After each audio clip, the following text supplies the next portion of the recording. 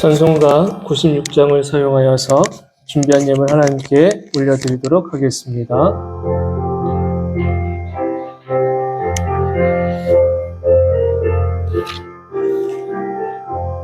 예수님은 누구신가? 우는 자의 위로와 없는 자의 흥성이며 천한 자의 높음과 잡힌 자의 노임되고 우리 기쁨 되시네. 예수님은 누구신가? 약한 자의 강함과 눈먼 자의 빛이시며 병든 자의 고침과 죽은 자의 빛이 생명 되시네. 예수님은 누구신가? 추한 자의 정함과 죽을 자의 생명이며 죄인들의 증거와 멸망자의 구원되고 우리 평화 되시네. 예수님은 누구신가? 온 교회의 머리와 온 세상의 구주시며 모든 왕의 왕이요 심판하실 주님 되고 우리 영광 되시네. 기도하겠습니다.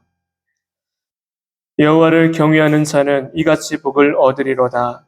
여호와께서 시온에서 내게 복을 주실지어다. 너는 평생에 예루살렘의 번영을 보며 내 자식의 자식을 볼지어다. 이스라엘에게 평강이 있을지로다. 아멘. 하나님 감사합니다.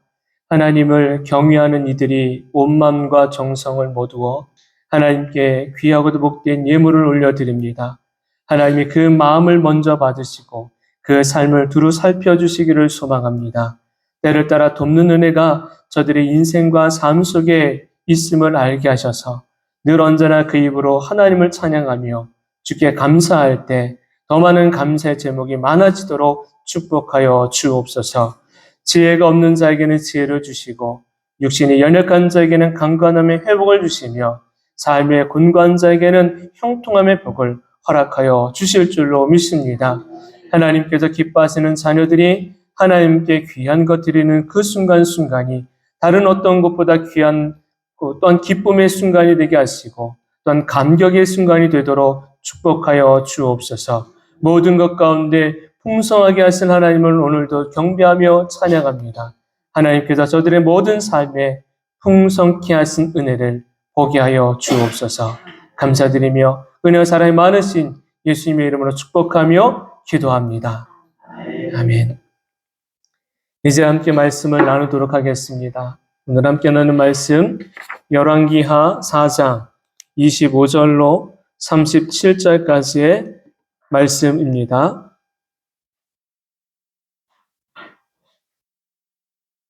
함께 나누는 말씀 열왕기하 4장 25절로 37절 우리 함께 한 구절씩 나누어 교독하도록 하겠습니다. 드디어 갈멜산으로 가서 하나님의 사람에게로 나아가니라. 하나님의 사람이 멀리서 그를 보고 자기 사원 게하시에게 이르되 저기 수냄 여인이 있도다. 그를 맞아 이르기를 너는 평안하냐?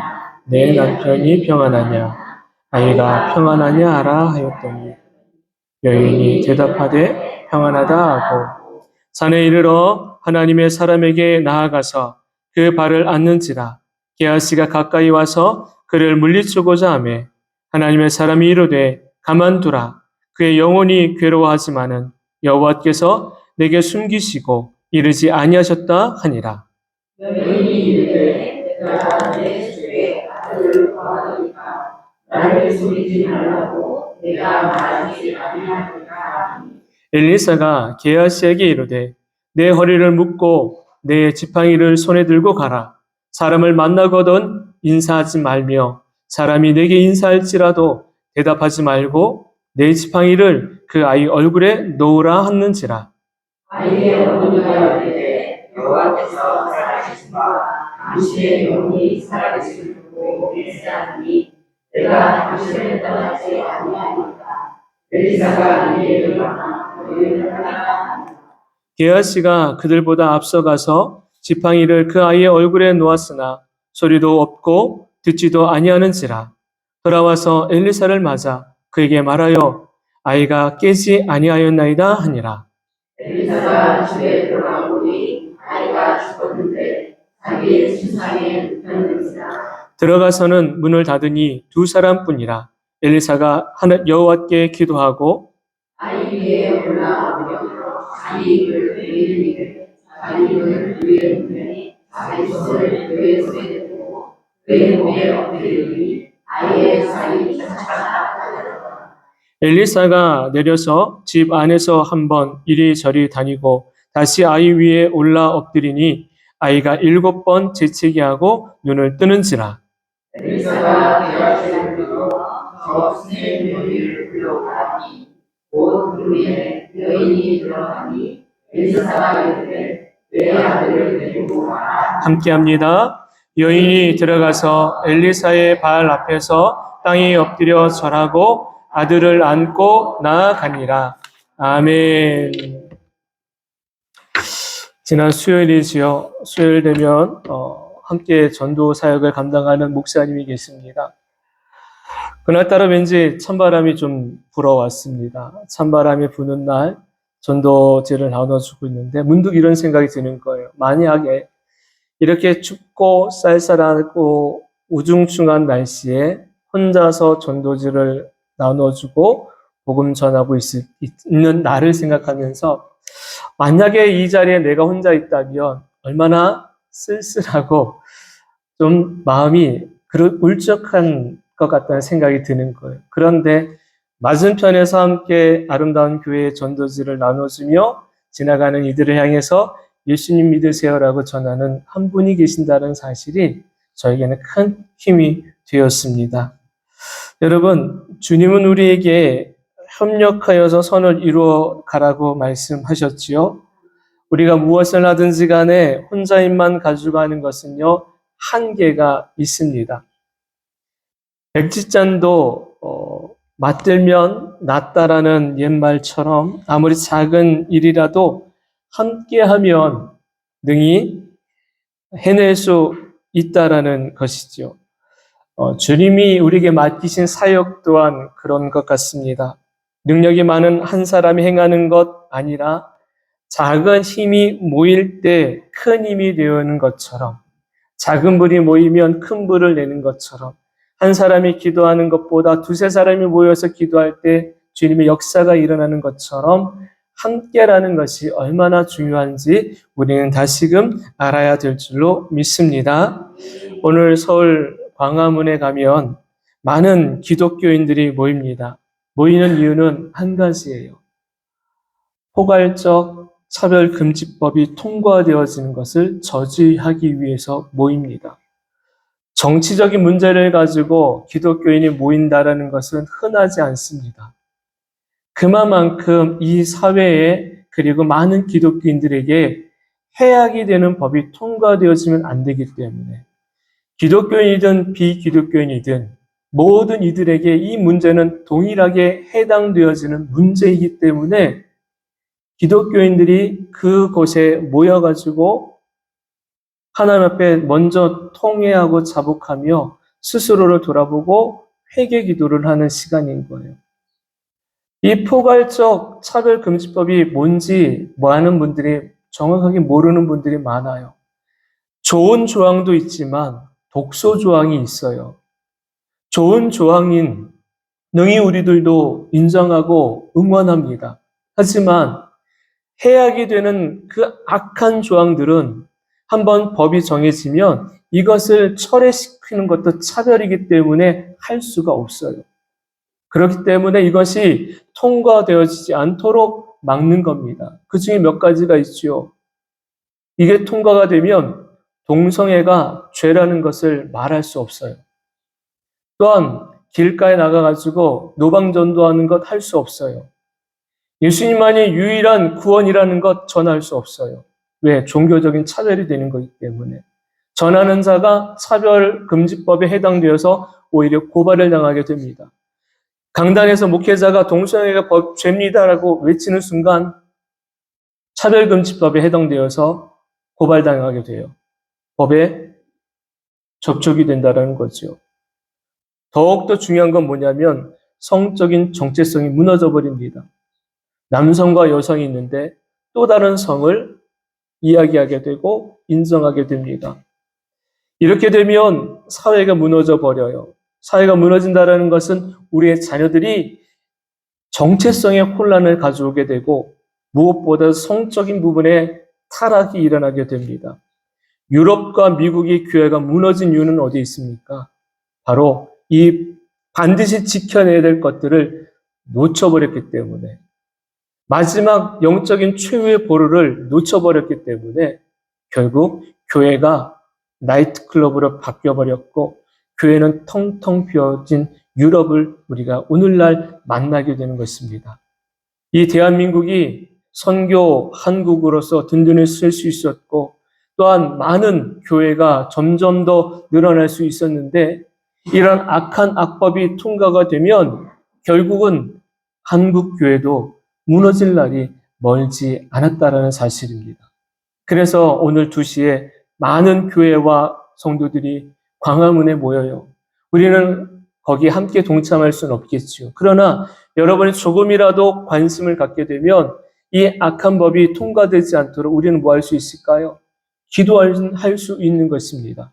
저와 여러분이 깨어서 나라와 민족, 자녀의 다음 세대를 위해서라면 악한 악법이 통과되지 않도록 우리는 더불어 함께 바로 알고 기도해야 될 줄로 믿습니다. 함께라는 것이 참 중요한 거예요. 요즘 우리가 새벽 예배 때 출애굽기를 말씀을 전하고 있습니다. 그때 한 가지 하나님께서 모세를 찾아오셔가지고 모세에게 출애굽에 대한 사명을 주시지요. 그때 모세가 하나님께 이렇게 이야기합니다. 하나님, 내가 누구건데 저들에게 가겠습니까? 바로에게 가겠습니까? 나는 입이 뻣뻣한 자고 말을 잘 하지 못하는 사람입니다. 라며 자기를 이야기합니다. 그때 하나님이 이렇게 말씀하세요. 말 잘하는 내 형 아론이 있지 않느냐? 내가 그를 통해서 할 말을 주겠다라고 말씀합니다. 여러분, 이 장면에서 하나님은 당신의 선한 일을 이루시길 위하여 한 사람을 통해서만 일하는 것이 아니라 다른 작은 이들이지만 서로를 돕게 해서 하나님의 일을 이루어가게 하신다는 것입니다. 여기에도 마찬가지 무슨 의미가 담겨져 있습니까? 함께라는 것입니다. 아름다운 교회도 마찬가지입니다.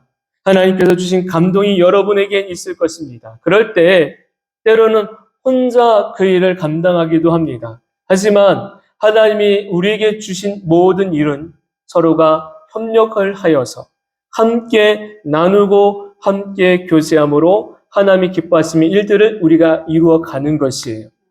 할 수 있다면 함께 할 수 있기를 소망합니다. 이제 교회에서 감당해야 될 역할들이 많아요.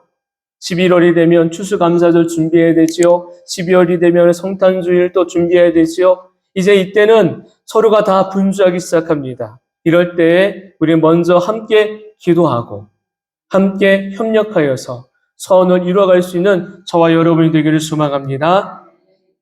누군가가 하겠지라고 내버려 두지 마세요. 늘상 하던 분이 하겠지라고 그냥 방관하지 마세요. 내가 먼저 들어가서 내가 할 수 있는 일이 있다면 말씀해 주세요. 나는 무엇을 하면 될까요? 라고 함께 할 때 동참하는 그곳에 기쁨이 또한 하나님 주시는 평안함이 행복이 넘쳐나게 될 줄로 믿습니다. 우리 서로 존중하며 서로를 위해서 이렇게 인사를 나누지. 앞뒤 좌우에 계신 분들에게 당신은 하나님의 걸작품입니다. 당신은 하나님의 걸작품입니다. 한 번 더 인사합시다. 언제나 우리 주님 안에서 함께 합시다. 언제나 우리 주님 안에서 함께 합시다. 할렐루야.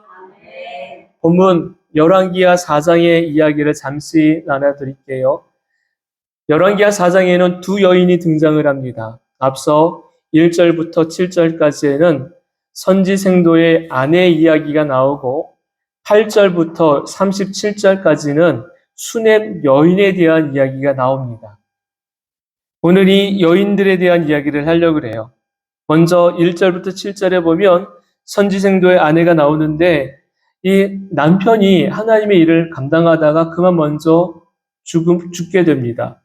여인 혼자의 몸으로 두 아들을 데리고 생활하는 것이 쉽지 않아요. 그래서 어쩔 수 없는 상황 속에서 빚을 지게 돼요. 근데 그 진 빚을 갚지 못하게 되자 빌려준 이가 재촉을 하지요. 근데 그것을 갚지 못해요. 결국은 어떤 최후 통첩이 옵니까?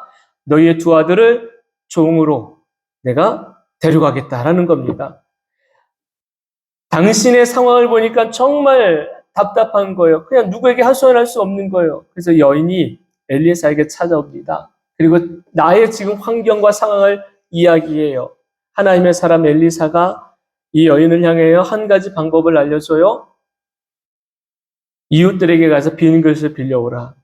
빈 그릇을 가득 빌려와서 이제 문을 닫고 그 그릇에다가 기름을 부으라는 겁니다. 기름 많지 않았어요. 그런데 희한한 신비한 일이 일어납니다. 기름이 끊어지지가 않는 거예요. 그 빌려온 모든 그릇이 다 찰 때까지 기름이 끝나지 않아요. 마침내 그릇에 채워지는 순간 기름이 끝나요. 엘리사가 이야기하죠. 그 기름을 시장에 가서 팔아다가 빚을 갚고 남은 것으로 너와 두 아들이 생활하라. 그래서 이 여인에게 있던 문제가 어떻게 돼요? 해결되어집니다. 그게 1절부터 7절에 있는 말씀이에요. 8절부터 37절까지 꽤 긴 본문이지요. 수넴 여인은 어떤 여인인가 하니까 하나님을 경외하는 여인이었고 신실한 믿음의 여인이었고 하나님의 사람을 존중할 줄 아는 여인이었던 것입니다. 늘 언제나 하나님의 사람 엘리사가 수넴이라는 동네를 지나갈 때마다 이 여인은 엘리사를 집안으로 모셔드려 식사를 대접하였고 때로는 잠자리를 제공해 드렸습니다. 지극정성으로 섬긴 거지요. 어느 날 엘리사가 그 집에 이렇게 대접을 받고 있다가 묵묵히 생각한 거예요. 우리가 세심한 배려를 이 여인으로 받고 있는데 우리가 이 여인을 위해서 무엇을 해줄 수 있을까? 왕에게, 사령관에게 이 여인이 무언가를 부탁하는 것이 있다면 대신 이야기해 줄 수 있을까? 그런데 마침 게하시가 이런 말을 합니다. 여인에게는 자식이 없습니다. 아하, 그렇구나. 이 여인에게 필요한 것은 다른 어떤 것이 아니라 아이구나. 그래서 엘리사가 이렇게 말을 해요.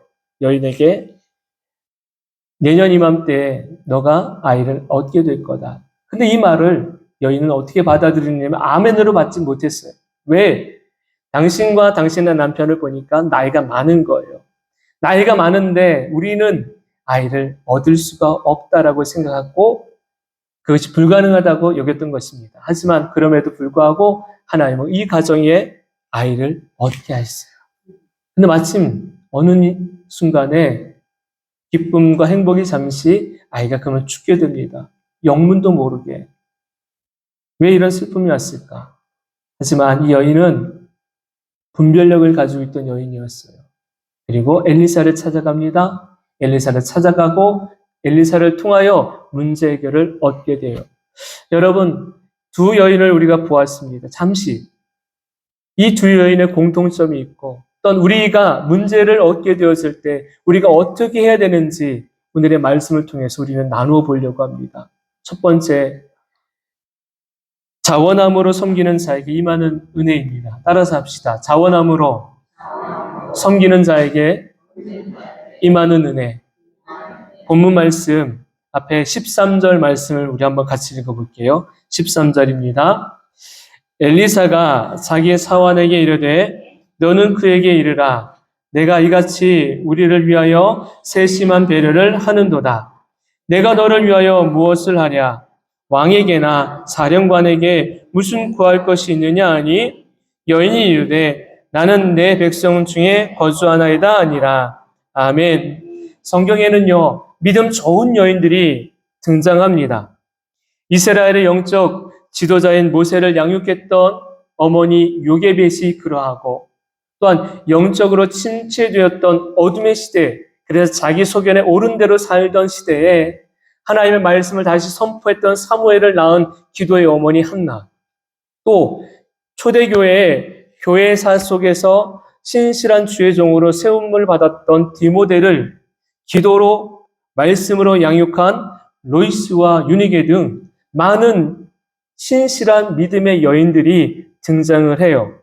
오늘 나오는 말씀에 나오는 수넴 여인 또한 그의 이름이 누구다라고 특정되어져 있진 않아요.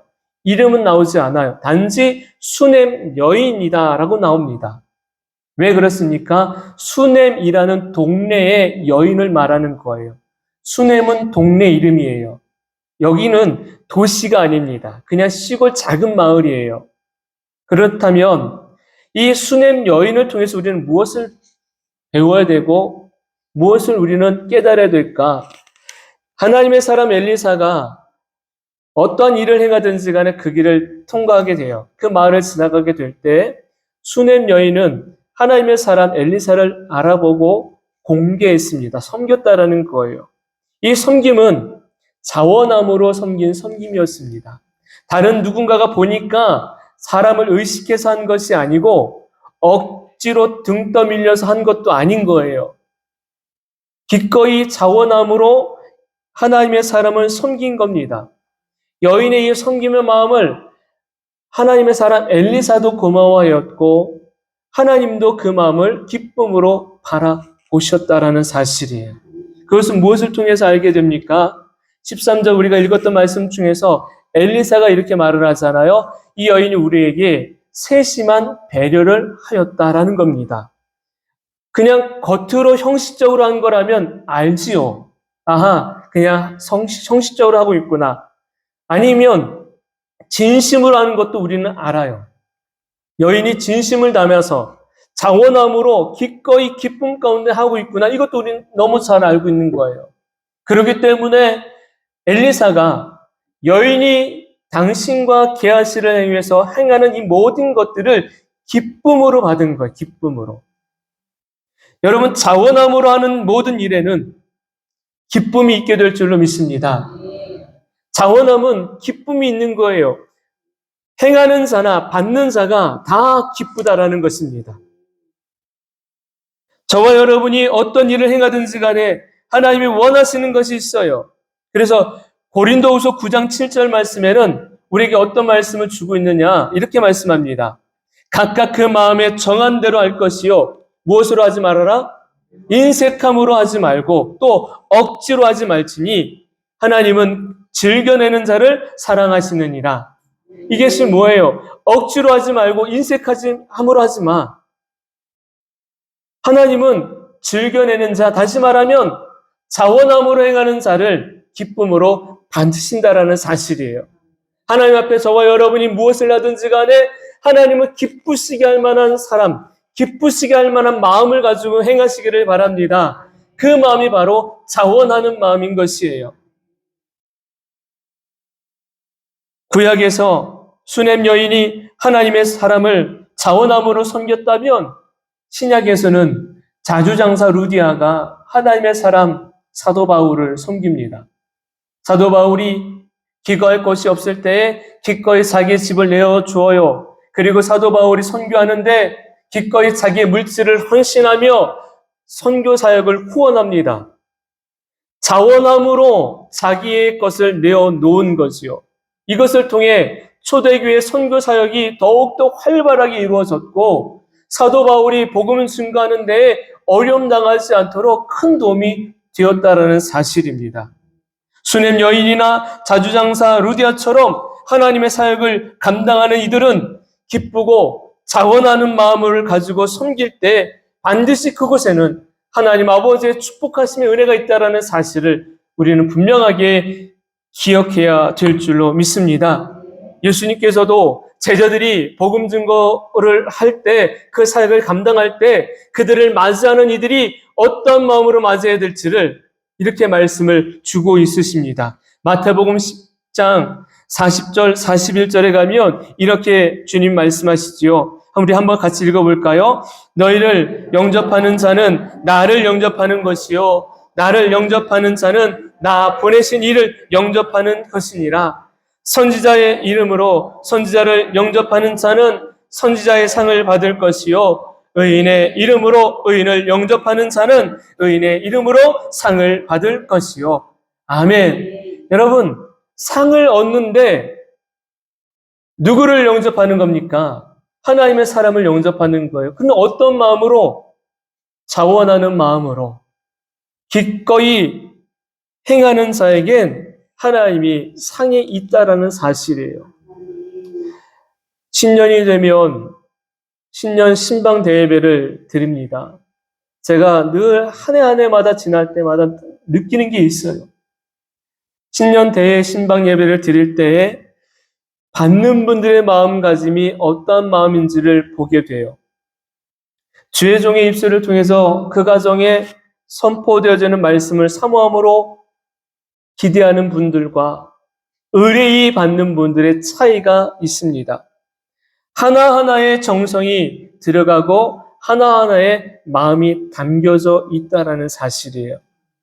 그러한 섬김을 받게 되면 더 간절한 마음으로 가정을 위해 축복하게 되고 기도하게 됩니다. 마치 엘리사가 수넴 여인의 세심한 배려에 감동하여 가지고 여인을 향하여 너의 필요한 것이 무엇냐라고 먼저 찾아가는 것처럼 그런 축복의 마음을 얻게 되어지는 겁니다. 여인은 자원함으로 엘리사를 섬기었습니다. 그런데 그가 받은 것은 무엇입니까? 얻은 것은 무엇입니까? 받은 은혜는 뭡니까? 상상도 못한 걸 얻게 되지요. 세상의 힘과 능력으로 얻을 수 없는 것이었습니다. 이미 여인과 남편은 나이가 많아가지고 내 평생에는 자식이 없나 보다라고 이미 체념했습니다. 기대하지 않았습니다. 하지만 하나님의 사람이 그 가정에 아이가 없다라는 사실을 알고서는 하나님의 이름으로 그 가정에 축복한 거예요. 아이가 있을 거다라는 겁니다. 아이들을 낳게 될 거랍니다. 여인은 믿지 않았습니다. 믿지 않았어요. 말씀을 보니까 이렇게 나오지요. 16절 말씀에 엘리사가 이르되 한 해가 지나 이때쯤에 내가 아들을 낳으리라 하니까 여인이 이르되 아닙니다. 내 주 하나님의 사람이여 당신의 계집종을 속이지 마십시오. 믿지 않은 거예요. 그런데 17절에 어떻게 나와요? 여인이 과연 잉태하여 한 해가 지나 이때쯤에 엘리사가 여인에게 말한 대로 아들을 낳았더라. 이러한 축복은 어떻게 얻은 것입니까? 어떻게 받은 것입니까? 하나님의 사람을 자원함으로 섬겼고 헌신하였고 수고하였기에 하나님이 주신 하늘의 복이었던 것이에요. 여러분, 저와 여러분이 하나님 앞에 이런 축복의 은혜를 얻게 되기를 소망합니다. 여러분이 교회를 섬기고 사랑하는 성도들을 서로 한 마음 가지고 돌아보게 될 때에 하나님은 여러분에게 하나님의 하늘의 복을 내어 주실 줄로 믿습니다. 두 번째, 합력하여 선을 이룬 가정입니다. 합력하여 선을 이룬 복된 가정. 본문 말씀 앞에 보면 9절과 10절 말씀이 있어요. 우리 한번 9절과 10절을 한번 읽어볼게요. 9절과 10절입니다. 여인이 그의 남편에게 이르되 항상 우리를 이 사람은 하나님의 거룩한 사람인 줄 내가 아노니 청하건대 우리가 그를 위하여 작은 방을 담 위에 만들고 침상과 책상과 의자와 촛대를 두사이다. 그가 우리에게 이르면 거기에 머물리이다 하였더라. 아멘. 수넴 여인은 하나님의 사람을 섬기려는 마음이 있었습니다. 그래서 작은 방 하나라도 마련하여 가기를 원했습니다. 그런데 이 마음은 자기 혼자의 마음이 있다 그래서 할 수 있는 일이 아니잖아요. 어떻게 해요? 남편과 의논한 거예요. 하나님이 아무리 우리에게 감동을 주셨어도 이 감동을 내가 혼자 하기가 버겁다면 이 감동이 사라지지 않도록 우리는 어떻게 됩니까? 나누어야 하는 것입니다. 이것을 함께 하는 거예요. 함께. 남편 또한 아내와 같은 마음으로 정성스럽게 하나님의 사람을 위한 방을 준비합니다. 덩그러니 침대만 하나 놓은 게 아니지요. 침대와 책상과 의자와 촛대를 그 방 하나를 정성스럽게 꾸며 놓은 거예요. 준비한 거예요. 그리고 하나님의 사람이 언제든지 지나가시다가 이곳에서 머물러 편안하게 쉬실 수 있도록 모든 것을 마음을 다해서 준비해 놓았다라는 것입니다. 그래서 세심하게 하나하나 준비하는 걸 보니까 엘리사가 그걸 아는 거지요. 야, 이 부부가 나를 위해서, 우리를 위해서 이렇게 세심하게 준비해 주었거나. 슈넴의 여인은 자기 혼자서 엘리사를 섬기기 위해 동분서주하지 않습니다. 남편과 함께 섬기며 하나님의 사람 엘리사 보기에 좋은 모습을 보여주었다라는 것이에요. 로마서 8장 28절에도 우리가 알거니와 하나님을 사랑하는 자, 곧 그의 뜻대로 부르심을 입은 자들에게는 모든 것이 합력하여 선을 이루느니라 라고 하신 말씀처럼 모든 것이 합력할 때 그곳에서는 무엇이 일어납니까? 선이 일어나게 되어져 있다라는 사실이에요. 저와 여러분이 한 마음 한 뜻 함께 할 때 그곳에서는 선함의 열매를 맺게 될 줄로 믿습니다. 느헤미야가 예루살렘 성벽을 재건을 하지요. 무려 52일 만에. 느헤미야의 혼자 힘으로 성벽을 재건한 것 아니지요. 그 성벽을 재건할 수 있었던 것도 그 땅에 있는 백성들이 함께 했을 때입니다.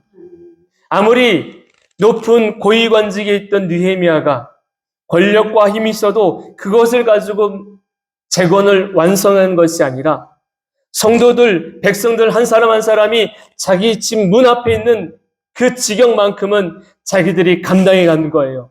그렇게 한 사람 한 사람이 감당해 가니까 함께 하니까 수십 년 동안에 짓다 무너지고 짓다가 멈췄던 그 예루살렘 성벽이 52일이라는 짧은 시간 속에서 함께 한 마음으로 그 성벽이 재건이 되었던 것입니다. 여러분, 부부가 마음이 하나가 되어지면 가정이 힘을 얻게 되어집니다. 교회가 목회자와 성도가 마음이 하나가 되면 능히 모든 일도 감당해 갈 수 있게 될 줄로 믿습니다. 성도와 성도가 하나가 되면 하나님이 기뻐하시는 일들도 감당해 갈 수 있게 되어지는 것이에요. 저와 여러분, 아무리 한 사람이 열정이 많아서 그 열정 가지고 하는 것이 아니라 그 열정이 서로에게 나눠지면 더 많은 사람들에게 열정의 불꽃이 일어나 하나님의 기뻐하시는 일들을 함께 감당할 수 있게 되어지는 것입니다. 아름다운 성도가 마음이 하나가 되어질 때 부담 가는 큰 일도 기꺼이 감당해 갈 수 있는 것입니다. 그런데 안타까운 것은 마음이 나눠지면 아무리 자그마한 일들도 감당해 갈 수가 없게 됩니다. 모리알 같은 성도 되지 말고 진흙과 같은 성도가 되길 소망합니다. 모리알은 아무리 많아도 모리알은 그냥 다 흩어집니다. 개개인입니다. 각자가 되고 맙니다. 하지만 진흙은요. 진흙은 똘똘 뭉칠 수밖에 없어요. 여러분, 쌀이 눈 아시죠? 쌀이 눈 아무리 해보세요. 다 된 것 같아가지고 던지는 순간 하늘에서 흩날려버리고 맙니다. 그러나 한방눈은요. 뽀송뽀송한 거는요. 조금만 해도 던지는 순간 돌덩어리처럼 훅 날아갑니다. 힘이 있습니다. 여러분, 우리는 함께 할 때 복된 교회, 복된 성도가 된다는 사실을 잊지 마십시오. 성도가 주님과 함께 하는 것이에요. 세 번째는요, 수넴 여인에게 임한 회복의 은혜입니다. 본문 말씀의 36절과 37절 말씀을 한번 같이 읽어볼게요. 36절, 37절입니다. 시작. 엘리사가 게하스를 불러 저 수냄 여인을 불러오라 하니 곧 부름에 여인이 들어가니 엘리사가 이르되 내 아들을 데리고 가라 하니라. 여인이 들어가서 엘리사의 발 앞에서 땅에 엎드려 절하고 아들을 안고 가니라. 아멘. 하나님의 사람이 축복한 것처럼 아이를 얻게 되지요. 자, 늦은 나이에 얻은 아들, 얼마나 기쁘고 얼마나 사랑스럽고 얼마나 귀합니까? 하나님 앞에서 이 아이가 바르고 건강하게 성장하기를 원하는 게 어머니의 마음이에요. 근데 어느 날 밭에 나가서 일을 하고 있는데 아이를 안고 있던 어머니의 무릎에서 아이가 영문도 모르게 죽어버리고 맙니다. 아이가 숨을 쉬지 않는 겁니다. 아무리 흔들어도 반응이 없는 겁니다. 그만 아이가 죽은 거예요. 아이가 죽었다는 사실이 확인되어지는 순간 어머니의 마음은 어땠을까요? 한번 생각해 보십시오. 내 품에서 안고 있던 아이가 죽어버린 겁니다. 늦둥이가. 어머니의 마음은 상상을 할 수 없을 정도로 슬픔이고 고통이고 아픔일 것입니다. 그런데 여기서 이 여인, 수냄 여인은 남편에게 아이가 죽었다는 소식을 알리지 않아요. 그리고 부탁을 합니다. 나에게 말 한 피를 달라라는 겁니다. 그리고 내가 지금 하나님의 사람 엘리사를 만나 뵈러 가야 되겠다. 남편이 물어봐요. 오늘이 안식일도 아니고 오늘이 특별하게 하나님의 사람을 만나야 될 날도 아닌데 평일인데 갑자기 만나러 간다니까는 궁금한 거지요. 하지만 아내가 이유를 말하지 않아요. 그리고 엘리사를 찾아갑니다. 엘리사가 여인이 오고 있는 장면을 발견을 해요. 그리고 게하스를 마중하러 보내라 그러죠. 그리고 이렇게 물어보라고 합니다. 내가 평안하냐? 내 남편이 평안하냐? 내 아들이 평안하냐라고 물어보라는 거예요.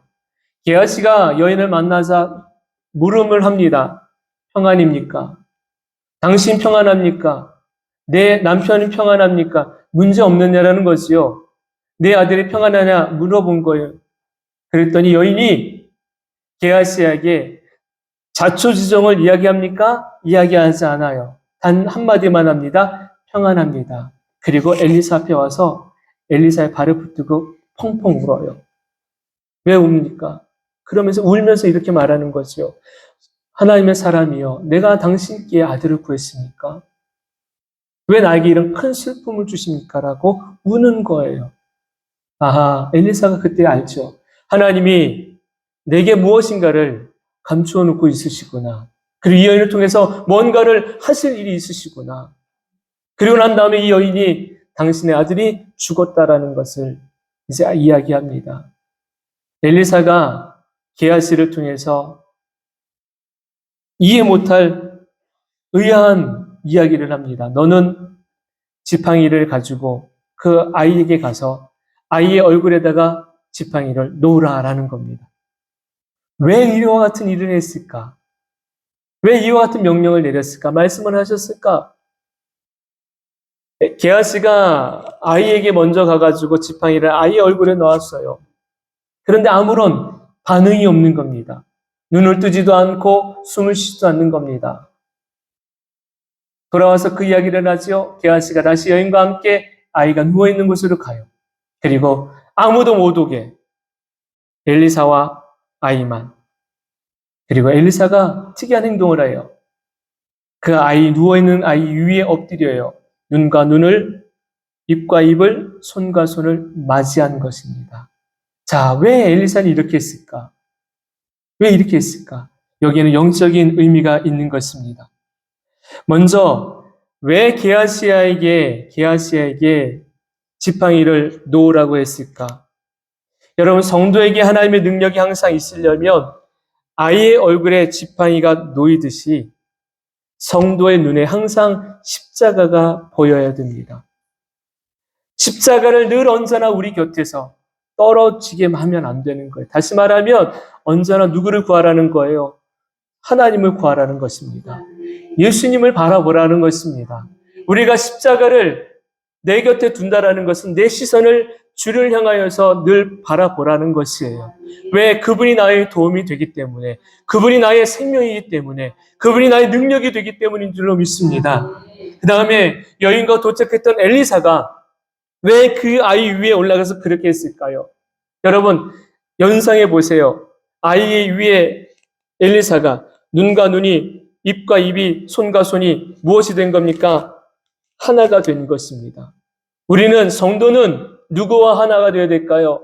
주님과 하나가 되어야 될 줄로 믿습니다. 주님과 하나가 되어진다는 것은 그동안에 나의 눈이 인간적인 눈으로 보는 것 아니라 주님의 시선을 가지고 볼 수 있어야 되고, 인간적인 생각을 가지고 말하는 것이 아니라 주님의 이 주신 말씀으로 우리의 입을 열어 생명의 말을 전해야 되며, 주님과 함께 그 손이 하나가 되어짐으로 말미암아 주저앉아 있고 슬퍼함을 당하고 있는 이들에게 가서 그 손을 잡아 일으켜줄 수 있는 소망의 손이 되라는 것입니다. 엘리사가 그와 같이 했을 때 어떤 일이 일어납니까? 이 죽었던 아기가 살아났다는 사실이에요. 수넴 여인에게 가정에 임한 회복의 은혜는 무엇입니까? 죽음이라는 것은 슬픔이고 행복 끝 불행이라는 것입니다. 근데 그곳에 하나님의 사람이, 하나님의 은혜가 임하니까 놀라운 회복이 일어나요. 죽었던 아이가 살아났고, 슬픔이 변하여 다시 기쁨이 되었고, 고통이 변하여 다시 이 가정에 무엇이 흐르게 됩니까? 행복의 강물이 흐르게 되었다는 사실입니다. 저와 여러분의 인생의 삶의 회복은 어떻게 일어나게 됩니까? 내가 늘 언제나 주를 바라보는 시선을 우리가 놓치지 않을 때, 주님과 내가 하나가 되어지는 삶의 순간을 살아갈 때 우리 인생의 삶에는 회복의 은혜가 일어나게 될 줄로 믿습니다. 저와 여러분이 이 여인을 통해서 우리는 뭘 봐야 돼요? 수넴 여인이 세상 사람들에게 얼마든지 말할 수 있어요. 남편에게 하소연할 수 있어요. 지나가는 이에게 자기의 지금 슬픔을 이야기할 수 있어요. 게하시에게 먼저 말할 수 있어요. 그런데 여인은 세상 사람들이 아니라 기도하는 사람, 하나님의 사람 엘리사에게만 찾아와서 자기의 문제를 이야기했다라는 것입니다. 여러분, 저와 여러분의 삶 가운데 일어나는 문제들, 그 문제들을 먼저 하나님 앞에 기도하시고 주의 종에게 여러분의 문제를 알려야 될 줄로 믿습니다. 왜 그렇게 됩니까? 하나님의 종을 통하여 하나님께 중보를, 기도를 요청하는 거예요. 여인은 문제 해결의 방법이 어디에 있는지 명확하게 그 분별력을 가졌던 여인인 것입니다. 앞서 말씀드렸지요. 1절부터 7절에 선지상도의 아내가 자기의 아픔과 자기의 문제를 누구에게 가지고 와요? 바로 엘리사에게 가지고 온 거예요. 수넴 여인이 아들의 죽음을 누구에게 알려요? 엘리사에게 알린 겁니다. 왜요? 하나님의 사람이기 때문에. 여러분, 여러분에게 있는 문제가, 여러분에게 있는 그런 크고 작은 일들을 함구하지 마시고 세상 사람들에게 사방팔방에 알리는 것이 아니라 먼저는 기도하는 하나님의 사람에게, 기도하는 이들에게 함께 기도할 것을 요청하시기를 바랍니다. 그것이 바로 내 문제 해결을 여는 키가 되어지는 것이에요. 왜? 기도하는 이들은 주님 앞에 기도하고 하나님의 도움을 구하게 되니까. 여러분의 삶 가운데 오늘의 말씀을 통하여서 내가 먼저 무엇을 해야 되는지 분별하게 되길 원하고, 또 내가 어떤 마음으로 하나님이 내게 맡기신 일들을 감당해야 되는지 또 우리가 배워가기를 소망합니다.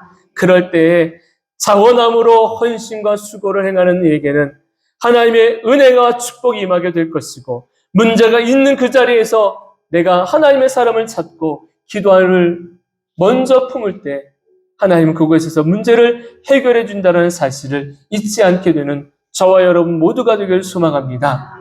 여러분, 우리가 오늘도 이제 10월의 마지막 주일입니다. 10월의 한 달 동안에 부흥이라는 곡을 가지고 우리가 함께 외쳤습니다.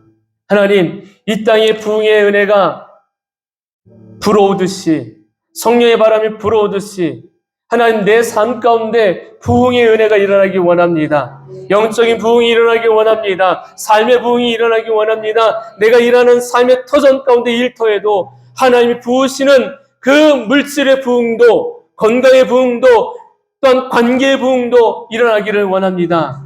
이 마음을 품으시기를 원해요.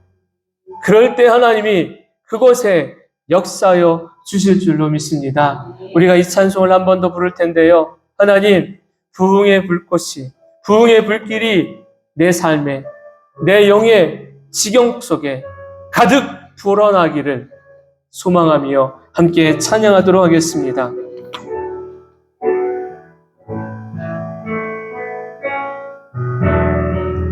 이 땅의 황무함을 보소서. 하늘의 하나님, 긍휼을 베푸시는 주여, 우리의 죄악 용서하소서. 이 땅 고쳐 주소서. 이제 우리 모두 하나 되어 이 땅에 무너진 기초를 다시 쌓을 때 우리의 우상들을 태우신 성령의 불 임하소서. 불의 불길 타오르게 하소서. 진리의 말씀 이 땅 새롭게 하소서. 은혜의 강물 흐르게 하소서. 성령의 바람 이제 불어와 주의 영광 가득한 새날 주소서. 주의 영원한 이 땅에 임하소. 불의 불길 불의 불길 타오르게 하소서. 진리의 말씀 이 땅 새롭게 하소서. 은혜의 강물 흐르게 하소서. 성령의 바람 이제 불어와 주님 영광 가득한 새날 주소서.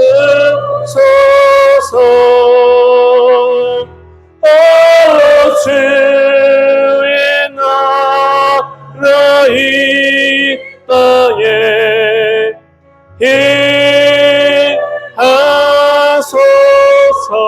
임하소서. 우리 두 손을 우리의 가슴에 한번 모아보시오. 하나님, 우리의 마음이 혹시 하나님의 은혜를 잃어버린 황무지와 같은 상태는 아닙니까? 내 삶이 혹시 황무지와 같은 삶의 모습은 아닙니까? 하나님, 은혜의 강물이 다시 흐르기를 원합니다. 성령의 새바람이 불어와 하나님이 기뻐하심이 있는 귀한 믿음과 열정을 품은 자로 다시 일어나기를 원합니다. 어두워지는 이 땅에 하나님 작은 불을 밝힐 수 있는 그 한 사람이 필요한데 오늘날 우리 이곳에서 예배하는 한 사람 한 사람이 되기를 원합니다.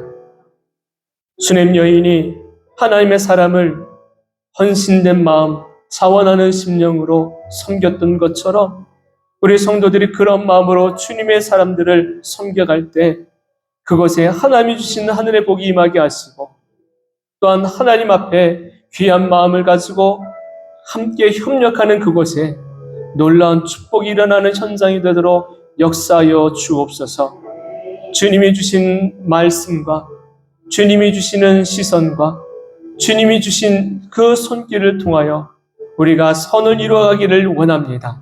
이 한 주간도 아름다운 지체들이 저마다 삶의 자리로 나아가 살아갈 때 하나님의 기뻐하심을 얻은 자로 담대한 믿음의 심장 가지고 나아가 주의 복음을, 주의 사랑을, 주의 은혜를 전하는 이들 되게 하여 주시옵소서. 하나님의 산울의 은혜가 한 사람 한 사람을 돌아보아 주실 줄 믿습니다. 약한 가운데 능력으로 성령이 도와주실 줄로 믿습니다. 저들의 모든 지경 위에 하나님께서 예배해 놓으셨던 복록으로 충만하도록 채워주실 줄로 믿습니다. 믿고 고백하며 믿고 기도하며 믿고 삶을 시작하는 이들 모두에게 그 믿음대로 되어질지다 말씀하신 것처럼 열매 맺는 삶, 승리하는 삶을 사는 이들 될 줄로 믿습니다.